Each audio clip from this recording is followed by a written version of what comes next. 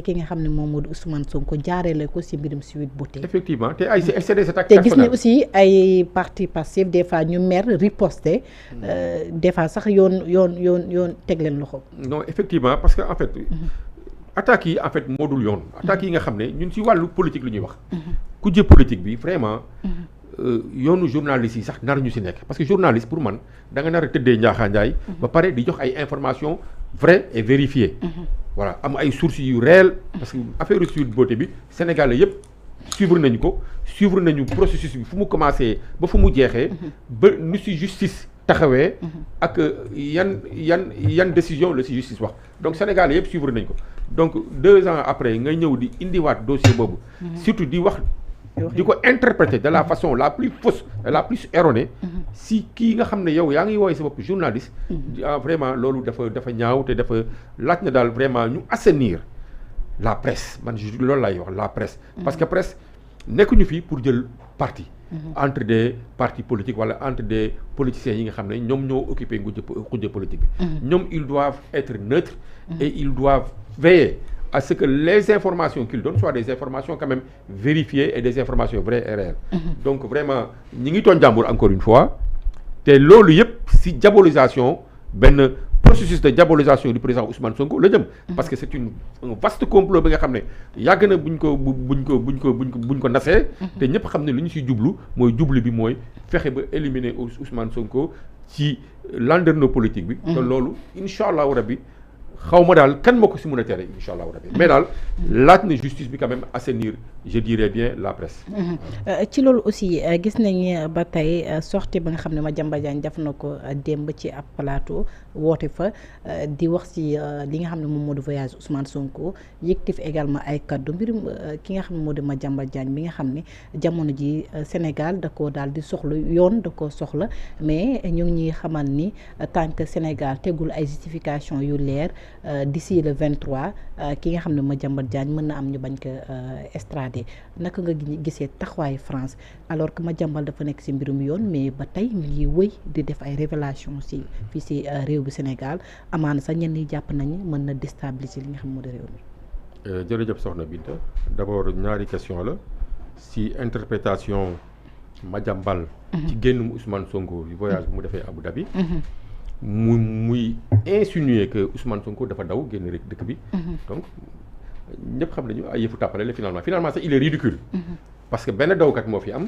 moom la yoon woo ko pour mu ñëw expliquer wu ginnaaw bu ko rapport scientifique épinglé moom mu daw génn rek dëkk bi sacrifier ay soxnam ak ay njabootam donc benn lâche moom dafa bëgg a morom mais Ousmane Sonko du moromam te lâcheté bi mu wone ci dossier bi ba mu tax mu jaral ko mu daw génn dëkk bi moom na xam ne Ousmane Sonko loolu jaralu ko te Ousmane Sonko c'est un chef de gouvernement qui fait des voyages yi nga xam ne pour le compte de la République du Sénégal donc il n'a aucun intérêt ki nga xam ne moo yore c'est le chef de gouvernement amul benn intérêt pour daw encore une fois c'est de la manipulation et c'est de la fausse information yu ñuy véhiculer maintenant quant à la décision de la justice française bi nga xam ne woyal nañ ko tey di wane ne ñoom mënuñu jébbal Madiambal ba pare di am jurisprudence di laaj l'état du Sénégal ne leen def ay complément de dossier ci mbir bi man je crois que yabel la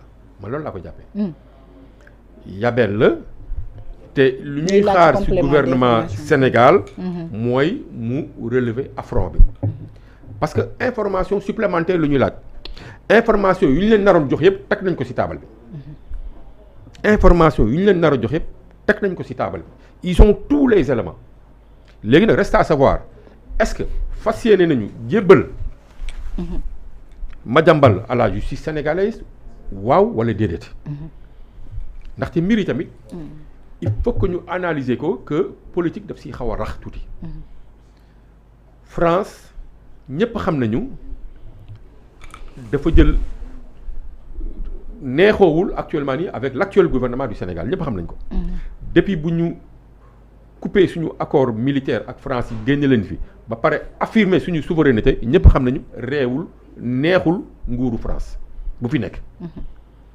et je me dis que ils vont essayer d'utiliser cette affaire là nañ ko jéem a utiliser uniquement pour xajamal xajamal laa bëgg a wax. ak indil ay difficultés gouvernement Sénégal bi nga xam ne moom moo fi nekk actuellement nii te bu ñu fàtte ñun ak France du ñu lié avec par des accords de coopération. ñu signé tamit ay accords internationaux yi nga xam ne ñoo ko séq ñoo ko bokk mu jëm si wàll cour internationale de la justice. ak lu wàll Interpol ak yooyu nga xam ne ay accords internationaux yi nga xam ne ay accords d'extradition sax dafa am entre la République du Sénégal et la République française. yàgg nañu gis ay fugitifs mooy ñu def naka si dul noonu seen réew sa France daw ñëw làqu ci Sénégal gouvernement Sénégal bi jàpp leen jébbal leen ginnaaw am na mandat d'arrêt international. jàpp leen jébbal leen République française. pour ñu juger leen seen dëkk. donc mënuñu comprendre ci dossier bi nga xam ne mel ni dossier Madiambal. un rapport scientifique épinglé ko. ñu woo ko pour enquête pour déglu ko parce que ba léegi kenn kii wu ko dara. mu daw génn réew ñu téye ko foofu identifié foofu nar ko jébbal réewu Sénégal. pour mu ñëw wuy si yoonu Sénégal. ñuy def ay manigas du si boole ay tàppale. loolu nag. État du Sénégal dafa nar a woon fermeté je dis bien dafa nar a woon fermeté ci dossier bi fexe ba nguuru France jébbal ko nu mu gën a gaawee fugitif ba nga xam ne mooy Madiambal pour mu ñëw wuy ci yoonu Sénégal bi nga xam ne moom moo ko tey te on a les moyens de le faire. mais est-ce que pensez-vous que loolu dina mën a réaliser wu alors que ñoom ñoo ngi laaj ci li nga xam ne moo des compléments d'information. complément d'information yu ñuy laaj yëpp ay yëfu tàppale la. man nag je me dis que taxawaayu nguuru Sénégal bii fi nekk nii daf ci am solo trop pour suite dossier bi parce que un juge ne peut pas demander des compléments d'information di ne il faut que ñu assurer leen. que Madiambal bu ñëwee dinañ ko traiter correctement wala affaire yooyu loolu seen yoon nekku ci. il a fauté épinglé nañ ko soxla nañ ko pour mu ñëw wuy ci notifié nañ ko interdiction de sortie du territoire daw na dem làqu seen dëkk. ñun lu ñuy xaar ci ñoom mooy ñu téye ko. jébbalaat ñu ko pour mu ñëw wuy ci yoonu Sénégal. quant à ay est-ce que dinañ ko respecter ñëpp xam nañu que la justice sénégalaise elle est indépendante actuellement nii. ci nguuru Bassirou Diomaye Faye on a une justice indépendante bi nga xam ne dafa tëddee njaaxaanaay. donc Madiambal ñëw wuy ci justice sénégalaise amul dara lu koy inquiéter ci wàllu torture wala quoi que ce soit.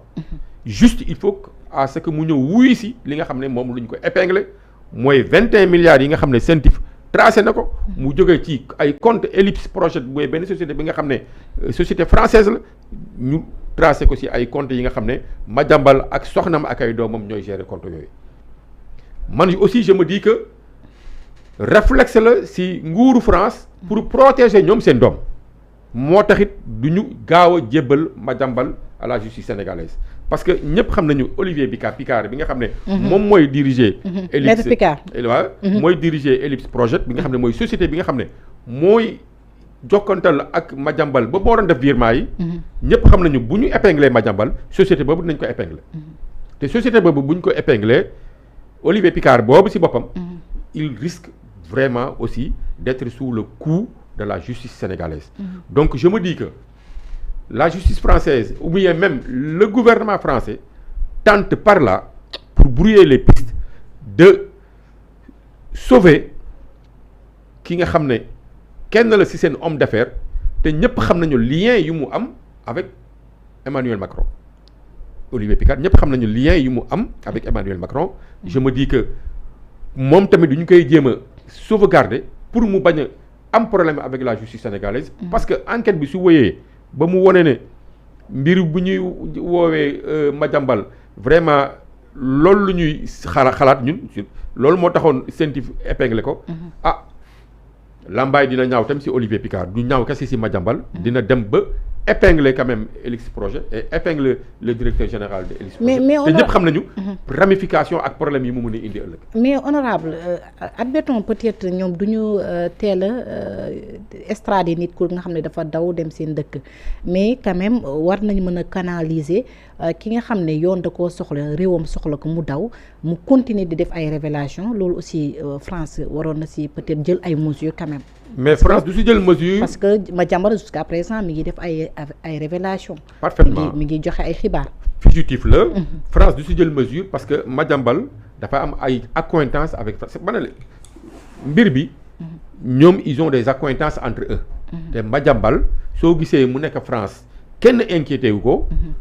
muy def lu ko neex te justice française mënu na ko arrêté. mënu nañ ko arrêté tëj ko en attendant ñuy saytu mbir bi naka lay demee ndax duñ koy. extrader ou pas mais duñ ko bàyyi. muy doxi soxlam. ba pare su bëggee dugg ba pare lu mu bëgg a wax ko. lu mu bëgg a ŋàññ gouvernement sénégalais ŋàññ ko te loolu aussi en toute impunité je me dis que c'est fait sciemment parce que complot bi gën na yaatu loolu ba pare. bu ñu foog ne rek Sénégal kese la soxal état français tamit daf si am rôle bu mu siy joué moo tax ma ne le gouvernement sénégalais dafa nar a jouer fermeté si rôle bii si dossier bi fermeté mooy am fulla ak fayda def ni Algérie di def ak relation am ak France mooy wane si fulla ba mat sëkk. parce que tamit relation internationale tamit ay rapport de force daf si nar a am. te ñun. ñëpp xam nañu relation yi ñu am ak France actuellement nii neexul tellement. en tout cas nu ñuy doxalee neexul le gouvernement français actuel. te ñëpp xam nañ tamit que ñun on n'a rien à perdre dans cette affaire là s'il y a quelqu'un qui doit perdre si nga xam ne relation yi vraiment ñagas na. France la nar a nekk mais du nekk Sénégal. donc gouvernement Sénégal mun na jouer si loolu. pour woote fermeté s'il le faut. Menacer l'État français de couper les relations avec l'État français su nekkee jébbaluñ ko Madiambal je crois que on doit même arriver jusque là donc et on a les moyens de les contraindre à ce qu'il nous livre Madiambal et je crois que le gouvernement doit jouer toute la fermeté qui s'y est pour que le plus rapidement possible ñu jébbal leen Madiambal narul sax am négociation loolu c'est pas un petit juge français qui doit quand même bloquer l'extradition de Madiambal au Sénégal. Je crois que ça peut se jouer au-delà même de la justice, ça peut se jouer entre États, et que si nekkee gouvernement sénégalais wane na fermeté bi, je crois que politiquement, le gouvernement de Macron peut prendre des décisions pour passer outre la décision de justice et d'extrader Madiambal à la justice sénégalaise. Mais honorable une fois que ñu egg si mbirum Madiambal Diagne pour extrader ko est-ce que mën nañ am yàqin ni ku si mel ni Macky bi ñuy wax ku si mel ni doomam ñu mën leen delloo si. mais ñoom ñëpp on doit les suivre ñooñu ñëpp bu nekkee justice bi soxla na leen ils doivent venir répondre pour le moment Macky Sall amul mandat d'arrêt bu nekk si ndodam mais bés bu gouvernement bi ak justice yaakaar ne que duñ ko nar a woo duñu nar a convoqué dans les voies normales su nekkee wuyuwul convocation bi ñu lancer mandat d'arrêt contre moom. déjà doom ji nar nañ d'abord lancer mandat d'arrêt contre moom. et fépp fu ñu munti nekk ñu xool ndax on a des accords d'extradition avec ces pays là où ils se cachent ñu faire prévaloir quand même. accords yi nga xam ne yi moo am diggante Sénégal ak réew yooyu. Macky mi ngi Maroc Sénégal ak Maroc am nañu ay accords judiciaires. am nañu ay accords d'extradition. te yaakaaruma ak Sénégal bu soxlaa Macky Sall Maroc dina si teg tànk parce que y a trop kooku lan laa la wax. y a trop d'intérêts yi nga xam ne am nañu ko fii si Sénégal bi nga xam ne Sénégal mun na ko utiliser comme levier pour contraindre le gouvernement yooyu ñu jébbal leen le président Macky Sall bu jotee. Très bien ci loolu également mbirum ba tey ci wàllum coowal pro Diomaye pro Sonko ñu nemmee ko également fan yi moom taxawaay yi nga xam ne waa Pastef fii def nañ ko ñu ne ak foo mënti nekk ñu ngi def ay communiqué di feddali seen colère ak Ousmane Sonko mais gis nañ également ñi nga xam ne aussi dañoo taxaw ne temm di jàppale ki nga xam ne moom moo di président Bassirou Diomaye Diakhar Faye dem sax ba ni ñoom ñooy doon bouclier Diomaye képp ki nga xam ne yëkkati nga ay kaddu yi nga xam ne waroo koo yëkkati daañu dal sa kaw. waaw mbir bi je me dis que c'est un problème Pastef entre Pastefia keneen naru si dugal loxam te luy brouiller carte yi ak luy gën a yokk problème bi yëpp mooy ñi nga xam ne nekkuñu Pastef ñi nga xam ne ñi siy dugal seen loxo Pastef benn bopp la amul ñaar responsable bi président bi c'est le président Ousmane Sonko et ñëpp ñu ngi koy feddali kóllëreem gis nañu base bi yëpp ñu ngi feddali kóllëreem le président Ousmane Sonko. Le président Bassirou Diomaye Faye si Pastef la bokk ba léegi. Donc problème am na mais je me dis que pour man mun nañu saafara problème bi ba léegi. Parce que ce n'est pas encore trop tard pour régler le problème de façon politique et entre famille pastefiens encore une fois. suñu bàyyee suñu biir rek ñu bàyyil ñu ak suñu bopp. ak suñu xel ñun dinañ mën a juboo suñu biir. ci kaw nag. képp ku ci bokkul Pastef ñu écarté la gis naa ñi nga xam ne ils se font prévaloir de coalition xaw ma Diomaye xaw ma lan. ñooñu dama ne que ñooñu bu ñu leen maintenir ak bu ñu leen bàyyee ñuy wëyal seen taxawaay problème bi day gën a yokku donc ñun li leen di leen ñaan di ko ñaan parti bi di ko ñaan le responsable di ko ñaan le président Bassirou Diomaye Faye di ko ñaan le président Ousmane Sonko mooy mbiru coalition. nañ ko gas suul ko teg ko fële. gis nañu maître monsieur le maire Abass Fall. mi ngi wax Diomaye na teg na teggi ki nga xam ne moom moo di Mimi Touré ci li nga xam ne moo di bopp askan si bopp coalition bi maanaam nañ ko écarté mais nam parce que ba tey ki nga xam ne moom moo di Mimi mi ngi doxal parce que ñu bëri ñoo ngi adhéré si coalition Diomaye. mais doxal bu Mimi di doxal nag mooy gën a indi problème ak attiser le feu sur le parti. Et je me dis que il faut que le président Bassirou Diomaye Faye am conscience que maintenir coalition bi sax waxuma la sax Mimi mais maintenir existence coalition bi sax day indil problème parti Pastef te yaakaaruma mu nekk intérêt ak intérêt parti bi ñuy taxawal benn coalition bi nga xam ne deful lu dul indi problème ñun suñu biir defe naa loolu jaru ko coalition sax man defe naa buñ ko soxlaa ci wàllu élection la ak ci wàllu période électorale la ñu ko teg actuellement nii on n'est pas en période électorale. lu taxoon ñu sàncoon coalition boobu weesu na ba Bassirou Diomaye Faye ñu élire ko. donc coalition bi Bassirou Diomaye Faye si boppam dafa doon wax avant muy nekk président ban rôle la coalition nar a taxawee te nee na coalition c'est pour être un appareil politique électoral su élection yi passé ñëpp ñu formé woon coalition bi ku si nekk da nga nar a dellu sa kër liggéey si sa base liggéey si sa parti. donc maintenir coalition bi ça ne fait qu'attiser le feu indi ay problème d'abord ci biir Pastef ak indi ay naqar ak ay dysfonctionnement ci biir parti bi donc je me dis que ñun suñu wàllu bopp ñun Pastef soxlawuñu loolu ñun lu ñu soxla mooy un parti uni un parti fédéré derrière son président le président Ousmane Sonko ñun loolu la ñu soxla donc ñi ngi ñaan Bassirou Diomaye Faye coalition boobu nga xam ne on n'est pas en période électorale c'est pas la peine ñu koy taxawal ba muy indi ay problème suñu biir parti parce que gis nañu Mimi tamit elle ne fait qu'attiser le feu et je crois que elle le fait sciemment chaque saa yu xëyee wane ay ralliement yu bees te ñëpp gis nañu ralliement yi muy taxawal yépp c'est des gens yi nga xam ne musuñu woon ànd ak Pastef musuñu ànd ak projet bi te bu nekkoon ñoom kese Pastef du mus a nekk fii au gouvernement du Sénégal donc je crois que on ne doit pas se leurrer on ne doit pas se voiler la face et pour éviter problème yi yëpp ñuy dund actuellement nii yi nga xam ne Sénégal soxlawu ko waxuma la sax parti bi soxlawu ko mais Sénégal ci boppam moo soxlawul coowal politique actuellement nii ndax situation économique bu tar bu ñuy dëkk bi di dunde ak bu ñu nekkee nga xam ne liggéey lu ñu war actuellement nii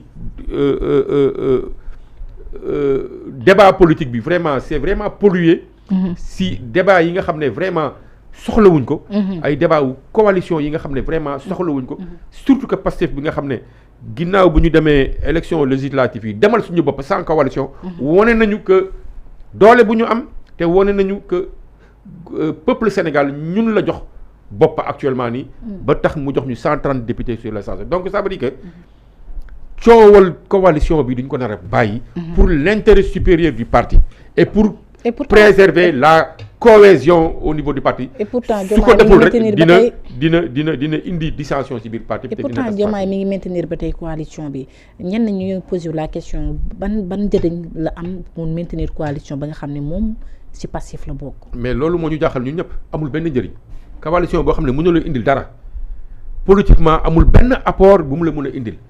c'est des gens ba pare mu lu ci gën a doy waar parce que ñun dañu am tam benn philosophie au Pastef ñun duñ doon bañ transhumance duñ doon bañ vraiment di liggéey ak ñi nga xam ne seen loxo setul gis nit ñi nga xam ne ñi ngi ñëw di intégrer coalition boobu ñu si gën a bëri yàgg nañ ñu saaga yàgg nañu xas Ousmane Sonko yàgg nañu saaga Diomaye di ko xeeb di ko traiter de tous les noms d'oiseaux gis ko tey ku mel ni Mimi di leen accueillir à bras ouverts soi-disant moom mooy président coalition boobu moom lañu joxe pour mu restructurer coalition bi ñun vraiment dafay indi naqar suñu biir may wax tamit que Mimi elle est en mission commandée il faut que loolu président Bassirou Diomaye Faye xam ko te il faut que sénégalais yi xam ko Mimi elle n'est pas là pour les intérêts sénégalais Mimi elle est là pour des intérêts occidentaux Mimi occidentaux yi la fi nekkal jaxase diggante Ousmane Sonko ak Bassirou Diomaye Faye mooy mission lépp pour ñu mun a écarter le président Ousmane Sonko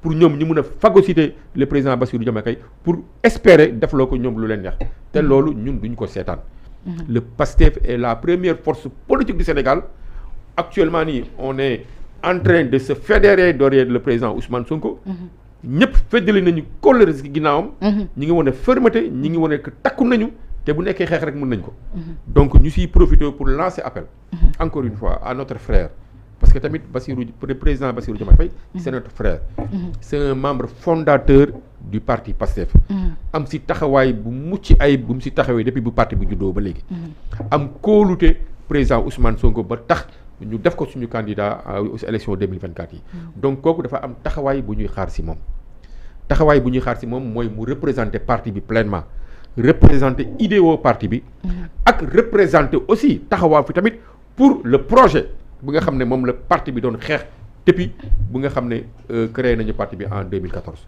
donc il n'a pas droit à l'erreur nous aussi au niveau du parti on doit être réceptif et créer les conditions bu nekkee Bassirou Diomaye Faye am na ay erreurs politiques yu mu def mais il faut que ñu xam ne mën nañu créer ay conditions pour récupérer waat ko delloo si ko si njabootu Pastef et pourtant il n'est pas trop tard et pourtant Pastef taxawaayam jamono ji moom moo di comme si que guerre ak ki nga xam ne moom moo di président Bassirou Diomaye Diakhar Faye dem ba si réseaux sociaux yi pasab ñu attaqué ko ba actuellement dafa daal di affaiblir bu baax parce que gis nañu plus de 4000 abonnés perte na ko si 24 heures donc gis nañ taxawaay ba nga xam ne quand même Pastef def nañ ko dañoo ferme tax si seen frère bi di Bassirou Diomaye Diakhar Faye waaw Pastef en fait war nañ fermeté mais encore une fois je me dis que man si sama gis-gis bopp mooy du ñu nar a créer conditions yi nga xam ne dañuy récupérer waat suñu frère Bassirou Diomaye Faye mu ñëw ci parti bi à 100% am fi taxawaay bu mu fi taxawoon te loolu tamit taxawaay la mais tamit il faut pas ñu pousser ko à ce que mu braqué wu parce que soo leen amee ay frères nga xam ne kenn ki mi ngi commencé di beru di dem peut-être sax inconsciemment parce que système bi mu ngi koy waaj a phagocyté réussiragul nag à 100% mais nañu créer c'est pas de notre intérêt aussi ñu koy bàyyi système bi di ko phagocyté di ko këf donc yoon la tamit ñun tamit ñu ne ko ñu créer condition pour ne ko ñëwal si sa kër dellu sil si sa njaboot dellul si sa kër parce que sa famille naturelle c'est pas la coalition wala ñuy former coalition bi. mais loolu sa famille naturelle c'est Pastef c'est pas trop tard moo tax ma ne la nu mu ko mën a saafaralee mooy mu éliminer d'ores et déjà mu éliminer coalition boobu parce que coalition bi amul benn sens. te coalition pour préparer élection la. te demuñu si élection. coalition Bassirou Diomaye Faye mais Bassirou Diomaye Faye dootul bokk élection fii ak 2029 amul ñëw on est en 2025. donc il y a 4 ans peut-être dañuy préparer on a largement le temps quand même local yi parce que gis nañu ay 34 maires. mais local Bassirou Diomaye Faye il ne sera pas candidat. il est le chef de l'État il peut pas être maire donc yoonam nekkul ci élection locale. mais coalition bi est-ce que duñu bëgg dem. non mais coalition bi loolu su boobaa loolu ça concerne le parti PASTEF.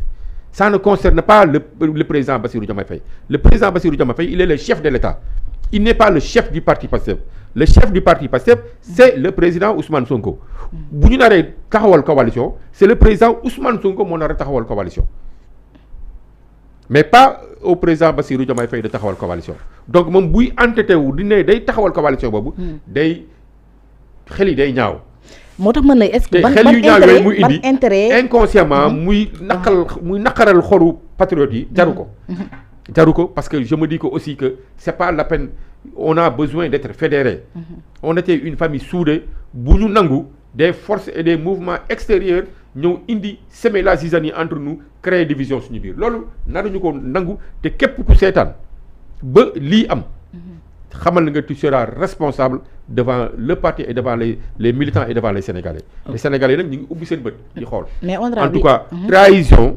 le Sénégal la gën a bañ. te nañu leen ñaan ñoom ñaar ñëpp lu taxoon ñu sànc parti bi ak idéaux yu doon diriger parti yi. ñoom ñaar ñëpp dañu nekk ci idées yooyu pour jàmmi Sénégal. mais honorable jamono ji daa mel ni taxawaay Diomaye moom c'est maintenir li nga xam moo di coalition bi. coalition Diomaye président te également gis nañ yeneen woote woon rupture mais am na ñi nga xam ne aussi ñoo ngi woon ci système bi rejoindre nañu coalition. loolu moo ci gën a ñaaw nag. Diomaye loolu moo ci gën a ñaaw te encore une fois ñun lu ñuy xaal président Ousmane Bassirou Diomaye Faye. parce que Abdoulaye Dièye moom ci Benno Bokk Yaakaar la bokkoon. ñoom ñëpp ñoom Mimi sax ci système bi la ñu bokk man je me dis que yàgg nañu ci nguur gi yàgg nañu ci Macky Sall. ils ont fait 11 ans de Macky Sall. ku mel ni Mimi Touré 11 ans de Macky Sall la def 11 ans si 12 ans yi benn année rek. la si féewaloo ak président Macky Sall donc mënuñu wax kooku c'est pas une femme du système c'est bel et bien une femme du système. et pire ce n'est même pas le système mais elle représente même système bi façon globale nu mu gën a yaako mooy le système occidental. les intérêts occidentaux. ñoo ko yebal pour mu brouiller carte bi tas diggante président Ousmane Sonko ak président Bassirou Diomaye Faye te mi ngi réussir mission bi nag. te je crois que. yoon ay nouvel allié te buñ ko bàyyee muy continuer ces manigances là. ci tas diggante président Bassirou Diomaye Faye ak Ousmane Sonko te c'est pas ce qui est souhaitable Sénégal soxlawul loolu. Sénégal soxlawul crise politique Sénégal dafa am ay problèmes économiques yu jéggi dayoo yi nga xam ne ak ay problèmes financiers yi nga xam ne ñu ngi koy jànkaatoon soxlawuñu nañu épargne loo vraiment Sénégalais yi d'une crise politique. parce que kenn du fi liggéeyati fii ba 2029 coow la fiy indiwaat. am Sonko jàppal Diomaye am Sonko jàppal Diomaye. coalition ak yooyu kenn dootul liggéeyati te su boobaa vraiment on aura déçu les Sénégalais parce que du loolu moo taxoon ñu élire ñu en 2024. donc il faut qu'on soit très vigilant. encore une fois le président Bassirou Diomaye Faye il a une lourde responsabilité sur ses épaules pour maintenir la coalition la cohésion du parti PASTEF. je crois que fédération bi ak cohésion parti bi yëpp actuellement nii ci loxoom la nekk te ñu ngi koy ñaan encore une fois mu bañ dem jusqu'au bout ba indi clash diggante moom ak doomu ndeyam ak frère am bi di Ousmane Sonko yi nga xam ne kenn ñaanu ko yàlla mais ñu jot ay xabaar ni ki démb ci conférence presse ba nga xam waa cadre gëm sa bopp ñu ngi ko doon def ñoom ñu ni il se peut que ñu dissoudre li nga xam ne l'Assemblée nationale daal di cumuler li nga xam ne moom moo di élection locale yi ak législative yi. loolu dina ma jaaxal assemblée bi nga xam ne amagul ñaari at d'abord il faut que ñu xool sax ci wàllu constitution bi lan la ci wax. est-ce que assemblée mun nañ ko dissoudre nii kese te assemblée bi nga xam ne amagul ñaari at. loolu tam aussi il faut ñu xool ko lan la ci constitution bi wax mais même bu ñu ko dissoudre loolu su boobaa dañ xam ne président Bassirou Diomaye Faye moom ba léegi ci Pastef la nekk donc dissoudre assemblée bi donc dafay wane ne carrément moom génne na Pastef. te loolu dinañu jaaxal. parce que il a une majorité parlementaire. bu nga xam ne Pastef am na ko avec presque 130 députés. nga xam ne gouvernement bi la fi nekkal. donc bu nekkee moom dafa dem ba dissoudre assemblée bi ko donc day wane ne que majorité bi du nekkatul majorité am su boobaa nag c'est un acte politique fort. et le parti pare na pour dékku loolu parce que ñun on est un parti très discipliné et très organisé d'ailleurs on va reprendre la vente des cartes. activités yi redémarrer nañ ko nit yaa ngi génn di wax ak sénégalais yi début décembre on va reprendre le placement des cartes. on est en train de massifier. ñi ngi xaar révision électorale yi génn pour ñu liggéey ci primo votants yi nga xam ne enrôlement primo votants yi ñun on est prêt. on n'a pas peur. d'une dissolution de l'Assemblée nationale. ndaxte xam nañu même bu amaatee élection tey suba wala gannaaw suba le PASTEF sortira toujours vainqueur. ñun wóolu nañ suñu bopp ci loolu. donc ça sert à rien de dissoudre le parti espérant que peut-être que Pastef day wàññi doole Pastef encore une fois loolu je ne pense pas que mu nekk ci boppu Bassirou Diomaye Faye. mais waa gëm sa bopp ak Bougane ñooy fooyee seen xel lu naar bu ndaw bi wax. dañuy fooyee seen xel rek. parce que ñoom loolu il faut ñu xam ne ñoom ci loolu la ñu nekk mooy créer ay fausses informations pour jaxase dégg nga maam ak diviser le Pastef notamment ñaari responsable Pastef yi mii di président Ousmane Sonko ak le président Bassirou Diomaye Faye mais ñun am nañ ci yaakaar ak xel bu del ndaxte ñoom ñaar réeroo wuñu te ñi ngi gisante ñi ngi déggante ils se parlent au téléphone tous les jours avant ñuy tukki ñoom ñaar ñëpp reer nañu ensemble waxtaan nañu ginnaaw bu fa bureau politique bi demee seeti président assemblée nationale bu ñu demee président yëkkati na téléphone am woo président parti bi son premier ministre rendre ko compte waxtaan yi donc ça veut dire que réeroo amul seen diggante donc coowoon li pourquoi président mënu ko jeexal. mais loolu nag mooy te bureau politique wax nañ ko suñu position ci coalition bi. ñu nag lu ñuy xaar ci moom mooy mu jël décision ferme et décisif concernant cette coalition là et surtout concernant ku mu bëgg a teg ci bopp coalition bi mooy Mimi. ñu kooku dalul suñu xel. te ñëpp xam nañu jaxase moo ko indi jaxase la bëgg ci diggante ci suñu parti bi rôle bu mu bëgg mooy jaxase. ñaari bopp yi nga xam ne ñoo yore. réew mi mooy jaxase le président Ousmane Sonko ak le président Bassirou Diomaye Faye te loolu c'est un agenda yi nga xam ne ce sont ses partenaires occidentaux ñoo ko sant il a des agendas Mimi il ne répond pas à des injonctions sénégalaises non moom intérêt yu mu fi nekkal moom Mimi il faut que loolu le président Bassirou Diomaye Faye xam ko mooy Mimi intérêt occidentaux yi la fi nekkal te loolu nekkul intérêt Sénégal te lépp lu mu mën a def pour yàq diggante bi dina ko def parce que ñoom lu ñu siy wut mooy éliminer le président Ousmane Sonko deseeg Diomaye pour espérer que dinañ ko manipuler ba décision yi nga xam ne président Ousmane Sonko jël na ko ci wàllu économie ak ci wàllu diversification partenaires sénégalais yi ñu wëlbati ko waat ko teg ko ci loxo occidentaux yi mooy takkaat buum suñu baat joxaat ko tubaab yi te loolu yaakaaruma loolu ñu nangu ko. donc d'après vous yow amoo benn yàqin ni que quoi à l'Assemblée nationale dañ ko dissoudre. amuma benn yàqin bi noonu te loolu ce sera une faute politique qui ne servira absolument à rien ce sera si nekkee président Bassirou Diomaye Faye def na ko ce sera se tirer une balle au pied lui-même et ce sera une suicide politique et ce serait dommage si at yi mu am ak si lu mu jot a toog ci boppu réew bi muy suicider wu noonu politiquement di yàq carrière politique am je crois que yaakaaruma ko loolu dina ko jaral te dina dem ci sens boobu yaakaaruma ko loolu encore une fois conjecture opposants yi nga xam ne seen bébét yëpp mooy na Pastef féewaloo mooy na diggante Bassirou Diomaye président Bassirou Diomaye Faye ak le premier ministre Ousmane Sonko seen diggante yàqu moo tax ñuy veiller encore une fois ñun ñu nekk ci parti bi en tout cas le président Bassirou Diomaye Faye même bu mu recevoir bureau politique bi feddali leen kóllëram feddali leen que ba léegi mi ngi ci biir parti bi patriote la Pastefien la te il est membre fondateur rappelé na leen rôle bu mu joué ci parti bi ak lu mu fi installé comme comité comme instance ci parti bi ak liggéey bu mu ci liggéey depuis bi parti bi juddoo en 2014 donc je ne pense pas à ce moment-là Bassirou Diomaye Faye le président ne dafay yàq liggéey boobu je ne pense pas en tout cas rappelé na ba léegi mi ngi ci parti bi te ci parti bi lay des loolu moom wax nañ ko waaw te rappelé na ko le bureau politique bi ko ñëwoon seet ci keroog biir palais de la République. mais moom rappelé na ko confirmé waat na feddali waat na doon passif ci doon membre passif donc pourquoi maintenir coalition ba nga xam ne yow waa passif bëgguñu ko. loolu nag mooy la grande question. donc dafa mel ni am na également. loolu mooy nag la grande question moo tax ma ne la il peut nous épargner toute cette discussion là il peut nous épargner le président Bassirou Diomaye Faye la wax de mun na épargner le Sénégal vraiment. Instabilité politique bu ñu nekkee nii. En prenant la décision de dissoudre cette coalition là te ñun loolu la ñuy xaar ci moom. coalition bi ça n'a pas sa raison d'être surtout à ce moment là.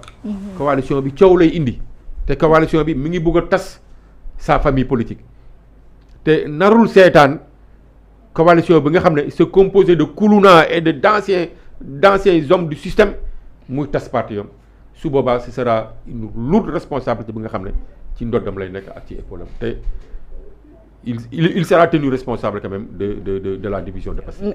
mais Thierno loolu bu amee sax dana nekk li nga xam ne moom moo di c'est la première fois dans l'histoire du Sénégal nga benn nguur toog dissoudre 2 fois li nga xam ne moom moo di sax li nga kii hémicycle bi.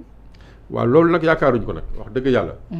yaakaaruñ ko moo tax ma ne la ñi véhiculer information boobu. peut-être leneen li ñu ci jublu mais je ne pense pas que mu nekk information bu wér. en tout cas gouvernement bi wanewul benn signe joxewul benn signe que dañuy dissoudre assemblée bi. te encore une fois le président Bassirou Diomaye Faye ne l'a jamais dit. te nag ñi koy wax loolu intention yam yëpp di nettali géntam ci tooñ la ñu nekk parce que ñooñu ñëpp identifié nañ xam nañ lu ñu bëgg nit ki nag soo xamee lu mu bëgg xam na ne jaxasekat la. yàq moo ko tax a wax. ak moo ko tax a jóg. donc information yi muy véhiculer c'est pas des informations à prendre au sérieux man information bi nga xam ne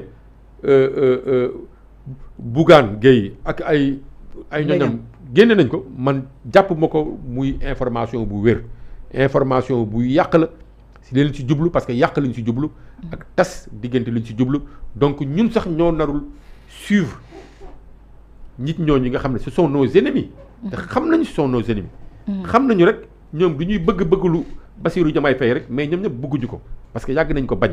bu Bassirou Diomaye Faye nekkee Pastef ñoom ñëpp dañu ko bañoon. donc actuellement ni ñuy ne ñoom Bassirou Diomaye Faye lu ñu bëgg Bassirou Diomaye Faye mooy ku baax yi Bassirou Diomaye Faye mooy vraiment mooy ñooñu ñëpp ay tàppale lañu te Bassirou Diomaye Faye nar na xam ne sa vraie famille. et sa véritable famille Pastef la te mënul cheminer en dehors de Pastef te ñi ngi xaar si moom nag mu dellu si ci kër gi. ñi ngi xaar mu dellu si kër gi ñun loolu la ñu koy ñaan te base bi loolu la ñu koy ñaan ñun tamit. nañu créer les conditions pour yombalal ko dellu si bi bu nekkee demoon na wala mi ngi doon waaj a dem. ñu créer ko conditions yi nga xam ne. vraiment. bu doon waaj a dem sax dina delloo si waat dellu ginnaaw ñëw saafonte ak frère am. pour xam ne ñoom am na mission bu leen dëkk bi sas mission bu leen citoyens yi sas mooy. vraiment relever Sénégal bi nga xam ne nee nañu 4e sous-sol lu ñu ko fekk xaw ma lañ te ñu nar ko def un pays émergent donc loolu mooy lu ëpp solo. si lu ñuy xaar si ñoom. mais gis nañ yenn journaliste lu si mel ne Cheikh Yérim moom mi ngi wax ni c'est la première fois dans l'histoire du Sénégal ñu gis benn président ba nga xam ne dañ ko affaiblir bu baax cela veut dire que yéen da ngeen daal di wàññi doole président Diomaye bu baax si à travers seen i attaques yi nga xam ne yéen ko koy def. waaw parce que man déjà man Yérim moom si jaxasekat yi la bokk. Yérim ñëpp xam nañ si jaxasekat yi la bokk. keroog gis naa ko mu génne di ne ay Diomaye n'a jamais été le candidat de Pastef ak. le Pastef n'a jamais donné la caution mais xam nga kooku suy wax loolu alors que ay ree lay teg sax donc ça te montre encore la malhonnêteté intellectuelle bi nga xam ne vraiment moo habité nit kooku je crois que wan na Sénégalais yi mooy kan finalement te. waxam amatul benn valeur. man waxu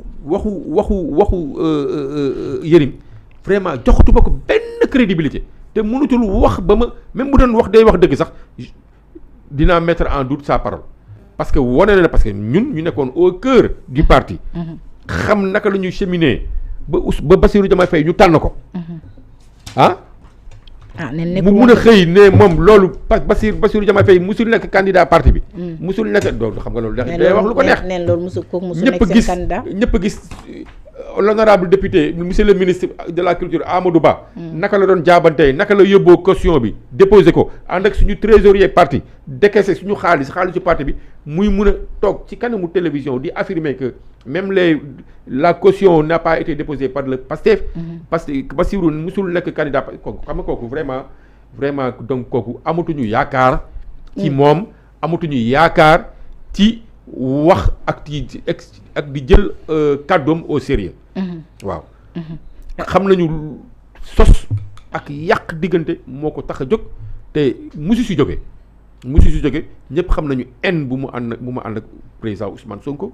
ak contre bu mu ko contre ak bañ bu mu ko koñ loolu si umpalewul benn Sénégal si réew mi que ñëpp xam nañ ko si moom loolu si Cheikh Yérim vis-à-vis du président Ousmane Sonko donc mënul wax dara li nga xam ne sénégalais yi mën na dugg ci boppu sénégalais yi. Et encore une fois les sénégalais ont été témoins du processus qui a amené le président Bassirou Diomaye Faye au pouvoir, désigné par le président Ousmane Sonko, par bi tant de patriotes désigné ko.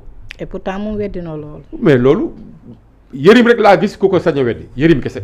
africains yi sax laa la wax adduna bi yëpp xam nañu que président Bassirou Diomaye Faye président Ousmane Sonko moo ko tànn et c'était le candidat du président Ousmane Sonko te mu nekk candidat Ousmane Sonko mooy nekk na candidat parti Pastef. donc un Yérim Seck am sañ-sañ ak fit taxaw ci plateau télévision di weddi loolu kon dama ne kii sax nar nañ seetaat bopp bi ndax am na lu si des wala ndax amul ndax yóor bi wëlbateekul si boppam parce que en fait c'est tellement aberrant lu muy wax noonu que vraiment kenn jëlutu ko au sérieux moom na xam ne crédibilité bu ko bu amoon 1% de crédibilité bu ko desee woon sortie bu mu def nii dindi na ko amatul benn crédibilité si kanamu sénégalais yi loolu na xam loolu.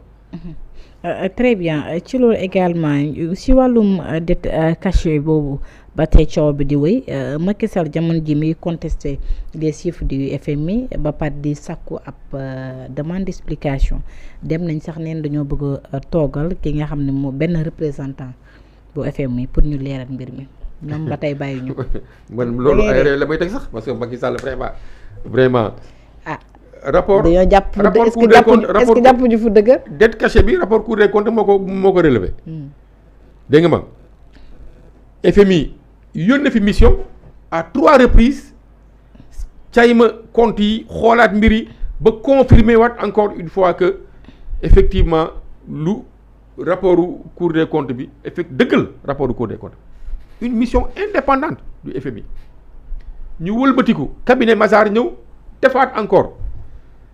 beneen rapport yëpp di confirmer dette cachée bi moom mu daw parce que xam ne fu mu jëm jël un pool d'avocats d'abord rek déjà rek yow parce que moom du ñu ne rek dette cachée waaye kenn waxagu ko dara mais xam na ne dette cachée bi fan la ko mën a yóbbu mu anticiper commencer créer un groupe d'avocats yi nga xam ne pour ëllëg bu ñu ko naree woo te xam na dinañ ko ñëw woo parce que tamit ça on va pas laisser ça impuni xam na dinañ ko ñëw woo mu anticiper jël un groupe d'avocats pour ñu défendre ay intérêts ba avocats yi yooyu ñoo bind FMI di contester ak di laaj ay naka méthodologie de calcul yeeg affaire yooyu mais c'est aberrant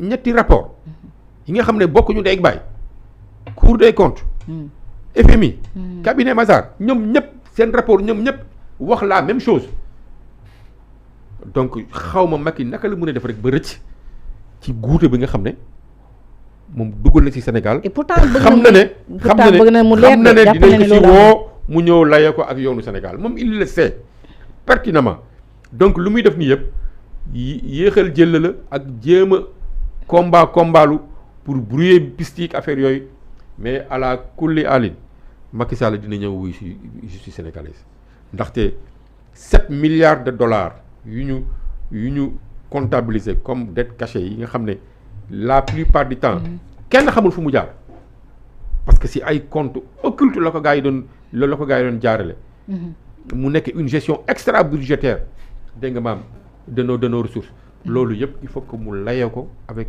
la justice sénégalaise te il sait que si moom la ñu jëm xam na ko bu baax donc lu muy def yëpp moom mii di leeral c'est préparer sa défense c'est de préparer sa défense te tôt ou tard xam na ne incha allahu rabbi mandat d'arrêt dina dal si ndoddam mu ñëw wuy mais balaa mandat d'arrêt kay moom mi ngi jëm leer mbiri leer day contesté kay mu nekk ni mi ngi contesté dem na ba bëgg na toog ak ay membres yu ay représentants yu FMI mais ngir mbiri mi leer mais kay moom dafa mel ne am na fu mu jàpp fu dëgg mais monsieur Gemayel bi nga xam ne mooy le représentant du FMI génn bu mu mujjee génn RFI mais leeral na lépp il a affirmé l'existence de la dette cachée encore une fois et même ñun lu ñu doon yaakaar sax ëpp na loolu donc Bassirou Gemayel monsieur Gemayel loolu la wax keroog bu mu nekkee RFI loolu la wone nee nañu vraiment lii am Sénégal musul am te effectivement dette cachée bi am na te dette cachée bi toll na ci ampleur bi nga xam ne vraiment ñoom musuñu woon xalaat que lii dégg nga maam amoon na ci dëkk bi te mu nekk dara lu dul ay jëfinu gouvernement Macky Sall bu fi nekkoon bi nga xam ne Macky Sall moo doon président bi donc Macky Sall moo ko doon avalisé moo organisé woon lii ñuy woowee système mu dette cachée bi pour laq situation économique bi suñu partenaires bilatéraux yi ak multilatéraux yi FMI ak Banque mondiale sûrement lu jublu woon si lu lan pour maintenir peut-être un semblant fictif de nga xam ne bu ñuy taux bu ñuy leb bi mu bañ a ëpp vraiment ak di continuer di leb moo tax mu sous-évaluer dette bi sous-évaluer aussi rapport dette bu am ak suñu PIB donc loolu yëpp ay mbiru tàppale la woon ay yëfu saay-saay la woon yu grave yi nga xam ne moo tax situation bu tar bu ñuy dund bi yëpp ça découle de cela moo tax ñu dégrader suñu note souveraine moo tax FMI dafagul décaissement depuis bu fi président Bassirou Diomaye Faye toogee ba léegi moo tax Sénégal bu doon leb ay taux d'intérêt de 2-3% léegi Sénégal ay 11% lay lebee ay 12%. yëpp ce sont les conséquences des conneries yu ñu président Macky Sall ak gouvernement bàyyi fii donc ba pare ñun ñu koy dékku di def suñu kéemtalaay kattan pour économie sénégalaise bañ a ndërmelu ñi ngi fay salaire yi ñi ngi continuer di fay bor yi c'est insoutenable nag parce que du ñu dese dara bu ñu ginnaaw bu ñu fay salaire yi ak fay bor yi du ñu des dara pour investir te ñun aussi on a des programmes on a des projets yi nga xam ne digoon nañ ko état du peuple sénégalais bi nga xam ne donc bëgg nañ ko wéyal donc difficulté yooyu yëpp nag ñëw dal suñu kaw donc mooy wane ne que vraiment Macky Sall vraiment c'est pas un homme sérieux du tout te lu ñuy xaar ci moom mooy mu ñibbi ci Sénégal toog Sénégal su ko justice bi soxlaa mu ñëw woo ko loolu la ñuy xaar ci moom. ah moom Macky est-ce que gënu leen pare moom mi bëgg mbir yi leer. moom muy bëgg. mbir yi leer. ah waaw mbir yi leer na ba pare moom kay dafa ne mbiru moom lu ñu ko nee mbir yaa ngi nii. nee na amul mu ne loolu amul. nañ ko wan naka la ñuy meree naka la ñuy def ba mbir yi nekkee nii ah je crois que rapport yi leer na quand même moom kay na laaj rapport bi ñu jox ko rek. mais wan lañ ñu seen méthode de calcul ñëpp xam nañu méthode de calcul yëpp benn la. nu ñuy calculer Sénégal ak nu ñuy calculer France ak méthode yëpp benn la. amul benn méthode bi nga xam ne vraiment FMI. ces méthodes yu ñuy utiliser pour xayma ak dafa ay rapports yëpp c'est la même chose donc c'est des effets de publicité yu muy def nii. pour wane ne moom day xeex que ba léegi bi ngi contesté.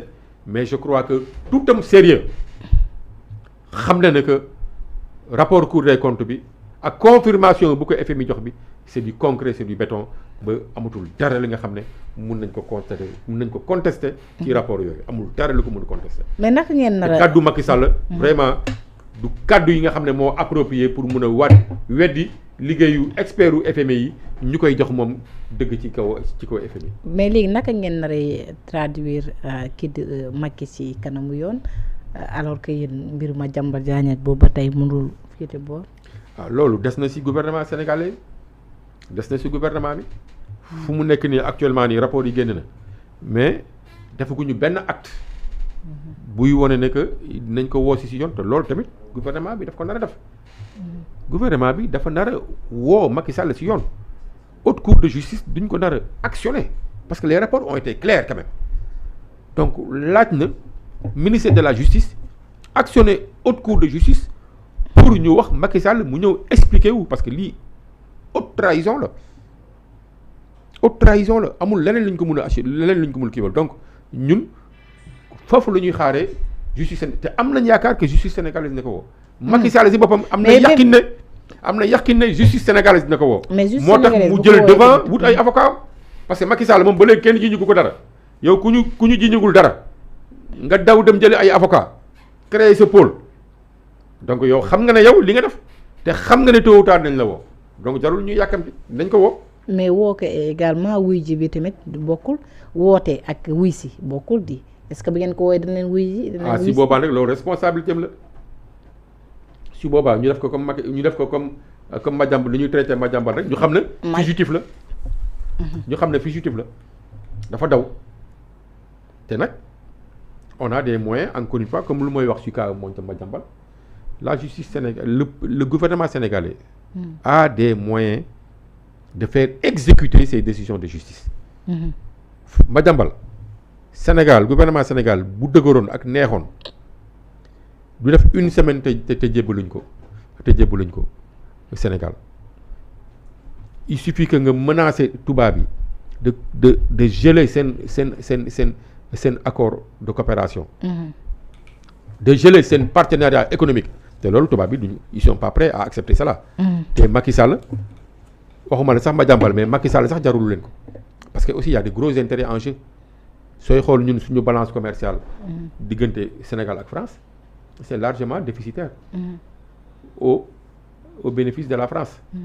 Donc ça veut dire que ñoom ils ont tu vois des volumes économiques ici au Sénégal yi nga xam ne di dundal ay sociétés françaises yi nga xam ne koppar bu bëri la si ñoom Sénégal tamit moo tax ma ne la am nañ levier yi nga xam ne buñ ko actionné menacer intérêt yooyu gannaaw suba ñu jébbal ñu mag suba ñu jébbal ñu Madiambal Diagne suba man je crois que gis nga rapport yu ñu nar am ak France on doit imiter l'Algérie nga Algérie relation yu mu am ak France ñoom tubaab yi di leen yëpp léegi parce que xam nañu fan la ñu duut seen baram pour faire du mal ak am la ñu bëgg par rapport au gouvernement français et idem ëllëg bu nekkee soxla nañu Macky Sall bi nga xam ne Maroc la nekk idem on a des rapports économiques très solides avec le Maroc et je ne pense pas que Marocains yi intérêts yu ñu am aussi on a des conventions. Ils ont des intérêts au-delà des conventions ils ont des intérêts énormes en jeu qui sont là au Sénégal.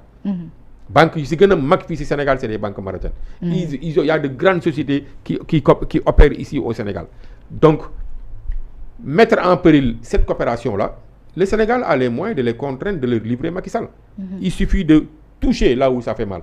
Et je crois que tout pays sérieux a des moyens d'actionner ces leviers-là. Et c'est là où nous attendons, nous, le gouvernement du Sénégal.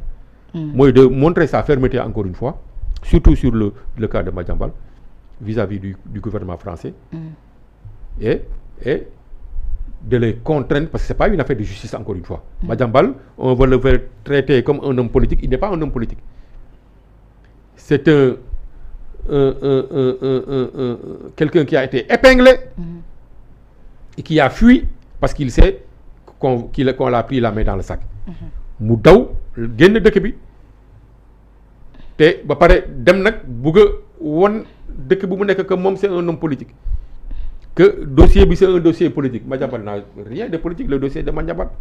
te encore une fois la justice française buy laaj ay garantie c'est parce que attends dañu ñu yàpp quand même. parce que un rapport de la CENTIF quand même c'est pas n'importe quel rapport. Tout le monde xam nañu CENTIF quand même c'est une cellule indépendante. te c'est international encore CENTIF am na fu nekk. te encore une fois kenn jiiñu ko dara. rapport bi dafa def duñ ko épingler woo ko pour mu ñëw expliquer wu. mu daw donc moom nag moo xam lu tax mu daw. neen dafa ak lu tax ba mu jaral ko mu sacrifier njabootam ak ay soxnam. loolu moom lu donc xam na ne vraiment lu mu def garaaw na benn peeru garaaw bi nga xam ne encore une fois bu ñu ko yóbbu ci bataille politique gouvernement Sénégal française bi. amul droit pour traiter le dossier de Madiambal comme un dossier politique. C'est un dossier bi nga xam ne qui concerne un civil un compatriote sénégalais un citoyen sénégalais avec son état avec sa justice duñ ko nar a jébbal vraiment parce que mandat d'arrêt ak liste rouge notice rouge bi nga xam ne moo nekk ci ginnaaw Madiambal. mais honorable ñu jotee xibaar ni premier ministre Ousmane Sonko day dem assemblée nationale vendredi lan lañ mën xaar foofu. Gouvernement bi dañu xaar ba vendredi ci ay questions réponses la ay questions d'actualité. donc dañu xaar ba vendredi de toute façon député yi nañ ko laaj ci doxalinu gouvernement bi wóor na ma question politique yi aussi. dinañ ko ci aborder. donc vendredi nit ñi yàkkamti nañ trop. pour déglu le président Ousmane Sonko mu indi ay leeral parce que ku dem wuyu ji assemblée nationale. ay leeral nga fa nar a yóbbu. donc aussi bien du point de vue doxalinu réew bi ak gouvernement bi nga xam ne moom mooy premier ministre bi. nañ ko ci laaj ak doxalinu état bi en général xam naa nag des questions politiques nañ ci am. donc voilà donc ci boobaa en tout cas ku taxaw ci kanamu hémicycle bi nga xam ne c'est un endroit quand même très symbolique. li ngi fay wax yëpp Sénégalais yi ñu ngi lay déglu parce que c'est les représentants du peuple sénégalais ñoo fa nekk. te si seen kanam ngay toog di wax. donc ñu ngi koy xaar avec impatience. di xool vraiment jour boobu naka lay demee. très bien ku jaar sama plateau temps yëpp day samp nëndam ci élection locale yi di ñëw. da ngay samp sa nënd wala. élection locale yi en fait ku ci samp sa nënd tamit da nga bëgg a gaawantu rek yàkkamti rek. mais jotagul 2027 la. te y aura l'acte 4 de la décentralisation bi nga xam ne ñu ngi koy waaj a indi. et dégg nañu que dina am coppite ci communes yi au niveau de Dakar parce que ñun Dakar moo ñu intéressé. man je suis coordinateur de la section au niveau de Mermoz Sacré-Cœur.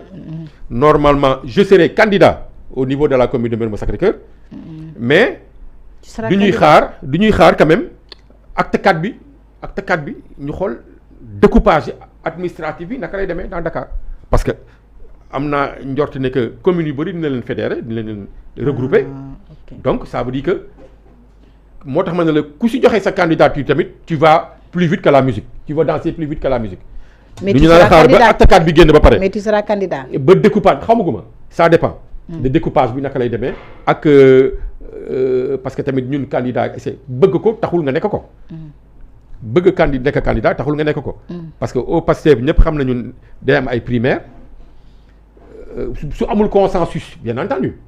day am ay primaires day am ay commission d'investiture yi nga xam ne parti bi dina ko installer muy wéy ci commune yëpp pour installer ak organiser primaires yi au niveau des communes. donc en tout cas man je me prépare à ça en tout cas je me prépare à être candidat au sein de ma commune de Mermoz Sacré-Cœur. c'est clair ça c'est clair jeex na waxtu bi jeex na. moo bàyyi la nga tàggatoo. merci beaucoup soxna Binta doon amaat mbégte ak contentement. à chaque fois di ñëw ci ce plateau. pour échanger ak yow di jégalu baax a baax Babacar moo jël suñu temps. waaw moo jël suñu temps bon tamit il faut le comprendre. actualité internationale bi la. notamment ak coup d'état bu xew fële ci suñu voisins yi. di suñu mbokk Bissau Guinéens yi donc c'est mun nañu ko comprendre parce que léeg-léeg tamit day ñëw chambouler programme bi. voilà di ne rek ñun ñi ngi ci. lu suñu président Ousmane Sonko wax. actuellement nii. président Ousmane Sonko. kenn dégg ko man foofu laay laajaat foofu laay woowaat patriotes yi. ñu fédéré ñu bañ kenn féewuloo ñu. on est une famille unie te ba léegi kenn déggul président Ousmane Sonko di ŋaññ président Bassirou Diomaye Faye. kenn déggu ko ba léegi. muy attaqué président Bassirou Diomaye Faye. donc patriotes yi dama leen di laaj ñu am de la mesure. vis-à-vis des attaques qui sont très virulentes et même excessives pour man vis-à-vis du président Bassirou Diomaye Faye qui reste encore un frère de parti pour nous donc may ñaan patriotes yëpp ñu bokk ndey bokk baay président Ousmane Sonko sas nañu liggéey bu bees mooy nañu wëyal massification yi au niveau de la base au niveau des sections nañu préparer l'enrôlement des primo-votants donc ñun actuellement yëpp au niveau de la base si loolu la ñu nekk ñi ngi def ay porte à porte ñi ngi def ay massification ñi ngi waajal ouverture révision exceptionnelle livre kii fichier électoral bi su amee ñu inciter la jeunesse à ce qu'ils aillent s'inscrire sur les listes électorales pour waajal les élections locales de 2027. ñun si loolu la ñu nekk si leneen amuñu beneen agenda. merci beaucoup Thierno Ada Sy amoon mbégte bu baax a baax bokk ak moom jotaay bile jaajëfal waaree si jaajëfal mbokk internet yi nga xam ne safoo di seetaan lu ko dalee 17h ak ba 19h ba teg ay simili ndax Babacar dafa wàcc rek ñu daal di yéeg donc merci à vous merci waaree si jox leen.